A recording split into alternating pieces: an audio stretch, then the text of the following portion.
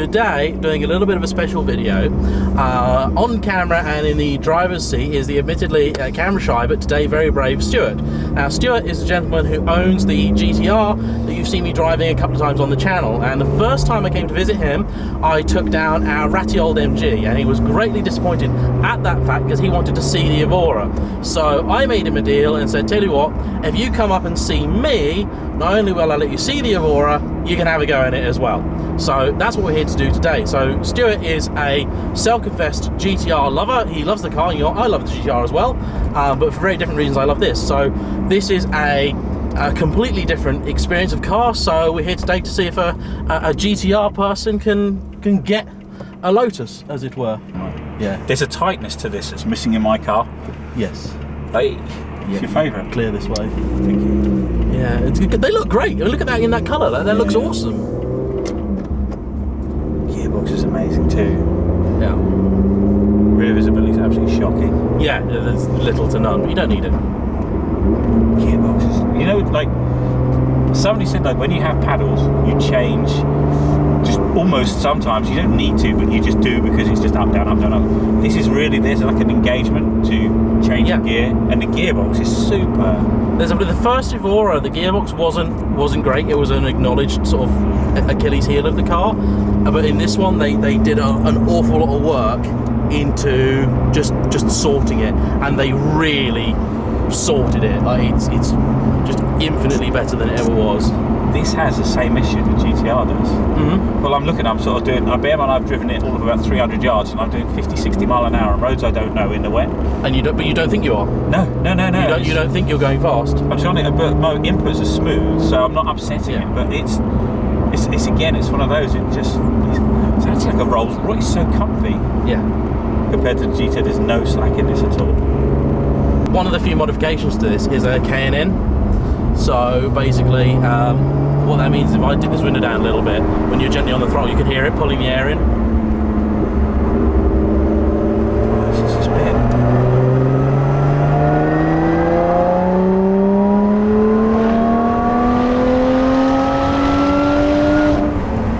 Wow.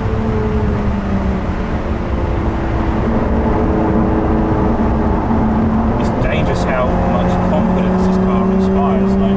It's amazing, isn't it? Like that's the thing. When I first drove in Evora for the first time ever, it was on a day probably a bit worse than this, and it was like I've never driven one of these cars before, and I don't know these roads, but I just went down them with a confidence. Yeah. And I had my M3 for about I don't know, 6 or 7 months at that point. I wouldn't have gone down those roads like that in the M3. No way, like not a chance. But the Evora was just like, the car's telling you, it's cool, it's fine, I got this. I'm going to say this, there's more steering feel in an Exige S than this. It's a very, very different feel. It is like braille with nails. It was actually tiring. It actually tired me out driving it a bit because it was just like too much. Well, there's no power steering in those. Yeah. It's a totally different, like, yeah, it's nice. I tell you what though, it's kind of, you expect it to be, because as I say, the Exige I drove was very firm, and the Elise, the supercharged Elise as well. This is like totally grown up, and it's the funny thing is that everyone thinks of a Lotus and they think of the Elise and that sort of stuff, but actually if you look at all the other cars Lotus made, the Elise almost stands out as the odd one. You know, look at stuff like the Esprit, the XL. The Esprit is a really comfy car. The Esprit is lovely. You want to put your window down as well because you get the noise bouncing off the houses. Oh my god! Oh, it's a very mechanical sound, isn't it? Yes. It's almost agricultural at low revs, I think. I was going to say but I thought it would be a bit insulting. No. It's loud than mine. It's loud. Yeah, it's proper loud. Oh yeah. Mine doesn't make that noise. Oh, do you know? It's so, I can't get over the ride quality. Oh, it's good. Isn't it? It's just.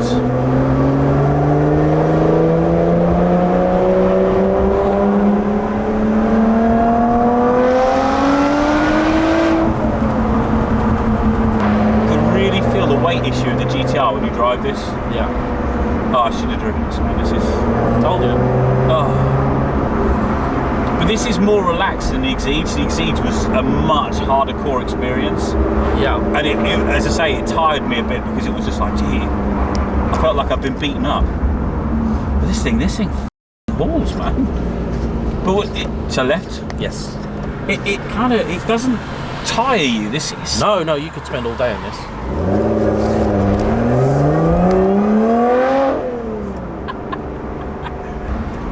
Okay, the brakes are good. Yeah. Oh, it's a wide car. You know when you look at the front and then I looked at the back and it's like... Yeah, and it's got shoulders and it's got a big old shoulders on it. Oh, not a bus.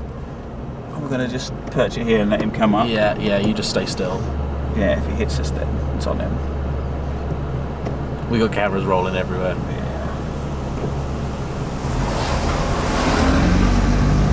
That's the bit you forget about, are the shoulders.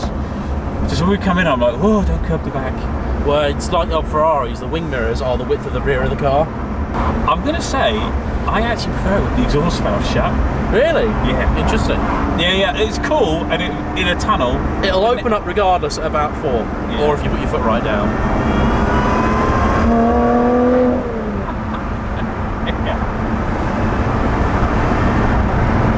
I can't go with the ride quality. Yeah. It's like, did we come here in a GT-R? Was it a bit... Yes. There's a movement there. Did you feel that? Just, No. Yeah, it just felt like I'm like... Oh. Wow.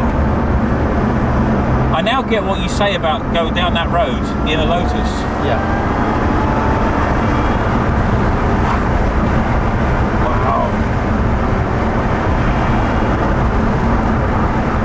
It's 60 mile an hour. Yeah, easy, isn't it? I'm like, yes, your GT-R's faster, no doubt. Oh, yeah. You're like, but is this already fast enough? Yeah. How far do you... Yeah. Yeah. But this is giving me so much more than my GT-R ever will. My GT-R doesn't give me this kind of driver involvement or feedback through the wheel, or so like now I get that you say about the feed, because the weighting's telling you a story all by itself, as we're and the GT-R doesn't do that. The GT-R just has The weighting changes, so you know when you've loaded the car up. Yeah, You'll feel. That's what I'm So the trying to- GT-R is telling me it's moving, but this just tells me before it starts to move. Yeah, it is. Yeah, there's like a 3-stage feeling to the steering as well, which is like, and it's loading and it's getting heavier, and it's kind of wrapped up with a whole load of other sensory stuff as well. Yeah. I mean, as I say, I don't know the car or these roads, so I'm not going to be beasting this today. But it's effortlessly fluid. Fluid's a good word. After seeing Steve's video, I understand why he sold that car, because having driven that Exige, this is like, almost like from another manufacturer. Do you know? I would like one of these, actually, very much. How much do these retail for at the moment? Quite a bit. It's still... Well, Murray's had one at 55 grand, so... Wow. It's really refined. I'm really impressed by the refinement.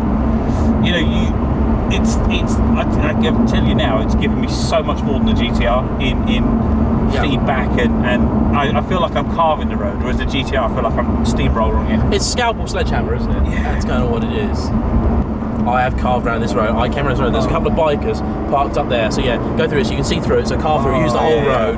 Just bang, feel the camber, right through, left. It's just like... I just feel the back just loading as well. It makes me tingly. It's made me tingly. It's just like...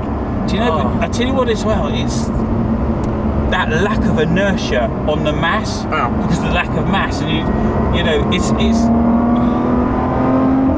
you find yourself just, same as the GT-R, closing in on stuff way quicker than you expect. That's the thing I find, like, so you go and have a play and then you're like, right, I'm done, I'm just going to take it easy, and you still find yourself reeling in cars at quite a rate. So I did the maths. So when I went out with Steve, so my friend Steve, you guys don't know, that had the Exige, he sold that, he's now got a C63 Estate again with the 6.2 and the old W204. So you may have seen the video of just the noises of that. There will be a full review of that when I can find the time to do that. Now, we were talking, Steve and I, about his car and different things and how it feels different to his Lotus and my Lotus and stuff. I did the maths. So believe it or not, his C63 has less weight over the rear axle than this does. because his weight distribution is like 54% front or something, and this is 62% rear. So so in comparison, let's say to V8 Vantage, that my friend has, this has got 300 kilos less over the front axle. So what's your GT-R like? Is it 50-50 in the GT-R? It's close. So your GT-R is what, 1800 kilo? Yeah. So you've got, let's just say for the sake of argument, 900 kilos an axle. This has got, I can, you know, I've got the manual in here, because you know this is what Lotus have in their manuals. Lotus tell you how much weight is over each axle. So here's a little basic manual for a little 400. You've got like little grippy things underneath the steering wheel here, just like a grip kind of. I mean, it's a driver's car. This. Oh yeah. But it's compared to the. I mean, it's got the same as the Exige. That the Exige was just a lot rawer. I get this is aimed at like the. Here you go. So this car has 550 kilos over the front. So compared to your GT-R, your 450 kilos has been taken off the front axle. Yeah. So the steering can be lighter without having more assistance. Oh,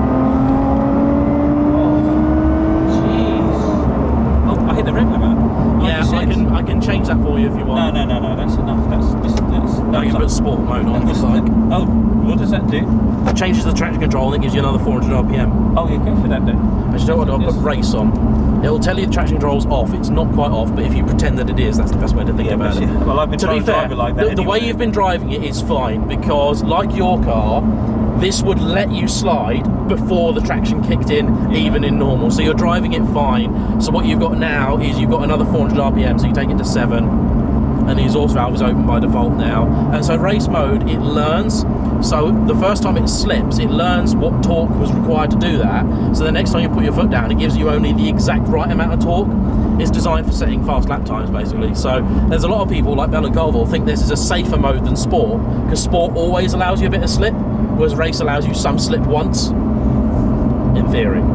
I just think it's scary how quickly I've acclimatized to it. I wouldn't say I don't know it's driving, because obviously I've only ever driven it once. Yeah. But to drive it in a very fast road manner, in a legal sense, in less than perfect conditions. Yeah, absolutely wet, greasy. It is absolute phenomenal driver's car. But I can't get over how compliant it is. Yeah. And there's none of this silly softening, hardening. No, it's just standard Bilstein dampers, IBAC springs, just set up by people that know what they're doing. In fact, the two cars side, but I don't think, I wouldn't lose you on a road in a GT-R. No. Just because you just carry so much more speed, I think. Because where I would be knowing that in a switchback, the weight transfer is going to sit on one, sit on the other. It always upsets the tail. Very, very rear bias car. Whereas this would it's like a slot car. It's like a Scalextrics car. It's incredible. It's so like, and the weighting of the steering is just like, it's like mine. Yeah, mine just feels like it's almost like when they artificially firm up steering. And goes like a lot of the BMs, the electric Sport Plus, it just goes heavy. Yeah. There's no extra feel, it's just heavy. No, it's just, you just got to work harder, and this is like, if you want a lesson in steering feel, this is it. This is just incredible. And there you go, up right here. So for people often try and guess where we shoot our videos, well, I will tell you, this beautiful picturesque little village is called Finching Field. So there's always a lot of, on the weekends, normally on Sunday, if it's sunny, this is just covered in bikers. Like, just absolutely covered. See why. I can't, somebody would say some people's GT-R is a dream car, and I can see that. I can see that. But you know what? If you like driving, sacrifice a second and a half to 60 and drive a Lotus, because I can't. Like I would be, and then we'd be firing up here dragster style. But this is just. But the thing is as well, to me, so this is one of the criteria when I bought the car, is that I know your modern roads, they're covered in traffic, they're quite busy, all that stuff. I needed a car which I could enjoy driving at 6/10. Yeah. And this is. This is like comparing Stomp to ballet. that's gotta be. I think that's So I'm guessing the Japanese thing's dustbin lids. Yeah. Mine's the dustbin lids, DMs, dirty, bum bum bum. Yeah, look at it, you know. But this is just ballet. This is you know. Oh, it's fabulous. There is a lot of theatre in here. There's a lot of theatre about it. The other thing I like as well is that you get in it, and there's no other car to be interior like this. Like, I know they pinched some bits from Ford and all that jazz, but I don't care. In the case, this is I would change this, because on the money this car is, this is Ford Transit. This is Fiesta. Yeah, but that's the sacrifices that they kind of make. So, but this, the leather, it's lovely, isn't it? And it smells. It's got that special car smell. Yes. Doesn't smell of glue like people would say Lotuses do. No. Well, TVRs used to. Yeah. Old canoes. I went out in a Cerberus actually, and that was a phenomenal experience. But that was again engine, and then everything else was extra. It's just like, you got some seats. But this is you can. I mean, I have no idea where we are. But you know, like, this is one of those cars you don't really care. Yeah, you get lost quite happily, wouldn't you? I'd get lost and then just go home on the sat nav and then revel backwards, going a totally different way, because it's like, where the hell are you? What are you doing out there? Oh, hello. You feel that last? Yeah, I told you. It suddenly goes, doesn't it? No. You know, you put the extra 400s. Yeah. It pulls those really hard. It pulls those. That's the thing. It feels like it wants to keep going. Like, it feels like that engine's got more to give. So, but see, like right now, it's muddy. It's muddy and wet. Treacherous. You would in a normal car, treacherous, and this isn't even moving, and we're doing 60. It's not just. I love it. I'm spitting. If you want to sell it, you know, we have to talk. The thing is, see, like, I bet if I sold this and I got a GT-R, I think I'd have about a fortnight of love, and then something would happen. Probably I'd go to the petrol station. I'd be like, I was here 2 days ago. Day. In one drive, you can do a tank. I did a tank in an evening once. Oh no! Yeah. Oh my god. So the worst I ever got on this was on track. I did a tank in 120 miles. Yeah. But that's like just full throttle, constant. So I think it was a full tank, and it was 147 miles. Whoops. I come back and I'm like... off-road driving. Yeah. Don't ask. Private roads. Private roads. Closed for filming. So Isle of Man. You have to do Isle of Man. Yeah. But the thing is, what you don't realise is when the GT-R is accelerating that mass, it's doing like 3 or 4 to the gallon. People don't really realise that. Okay, so I guess it's almost like, you know, when you go to a restaurant, you look at the menu and stuff, and they'll have like an 8-ounce fillet steak for like 20 quid, or you could have like a 14-ounce rump for 20 quid. Yeah. It's like, it's not necessarily a better or worse decision. It's what do you want? Like, if you want to get from here to there now, GT-R. Yeah, that does that. It does pull. Because I don't know these roads at all. And I've just slowed down to 50 in the wet, greasy. Wow, this is incredible. Thank you very much. Yeah, it's no trouble. Yeah, so if I had a GT-R and the Evora in the garage, and I just wanted to go for a Sunday blast, it would be the Evora every single time. 10/10s, like, without question. If I was to go to Wales, or I'm visiting family, the GT-R has an awesome stereo. It's very comfortable, and it's got a massive boot. Yeah, just practicality. It's a good GT car. It's a great GT car, but just if you could afford one of these for a Sunday drive, I mean, I don't think everybody, like, you read the reviews and everybody goes, oh, Lotus, oh my god, but until you've driven a couple, and then you go, shit, they really know their stuff, don't they? This, I can't believe, because we've been driving on these roads in the GT-R, and it's been flattening them, you know what I mean?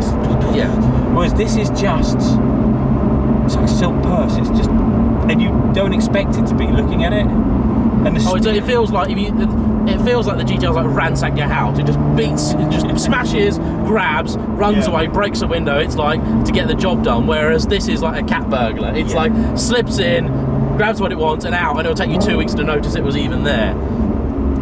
Oh, it's just superb. I get why you wax lyrical about it now. Yeah. And it's because some people go, oh, you sold your GT-R. I said, there was somebody sold a GT-R, a YouTuber sold it, and he got, you know, what the hell did you do that for? And I'm like, I don't think you need to live with one. If you go out in one, you'll go, geez, so fast, so amazing. If you get that 10% snippet of ownership, as it were, like you drive one on a track, or you drive one somebody lets you have a go of one very quickly, you will just be blown away because It's a great test drive car. it's an amazing. But to live with it, with the clonking diff, the whine, the noise, the drone on the motorway, that's something else. So this, just doing the 3.10 and GT-R feels like it's a clonk, clonk, clonk, clonk, clonk. Well, it's not happy. I've done it, and it's not.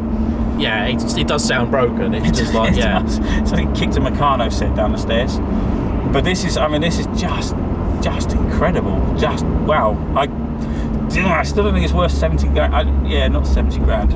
I don't. But then also a new Fiesta ST now. They're like. But I know what you're saying. Like this is like a much nicer interior than the Nissan. It's a much better drive. It's just different. No, I would say better drive. I would say different drive. Different focus, totally. This is. I mean, I wouldn't want to. Well, I probably would because I'm a sad bastard. I would drive this to Wales, but. Oh, it's easy to do big miles and they're very good at it. But I did a 500-mile round trip and it was phenomenal, but you have to be in the mindset to do it. But, I've done airport runs and people go, bar the silly back seats, which are token gestures, but I never sit in them so I don't care.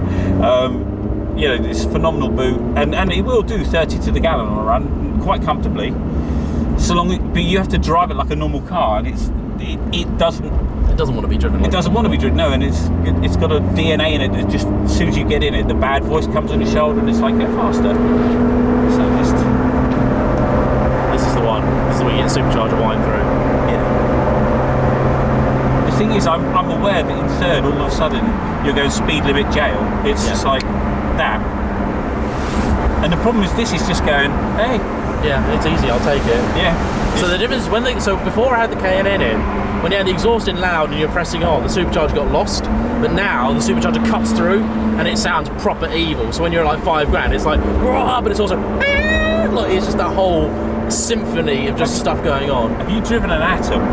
No.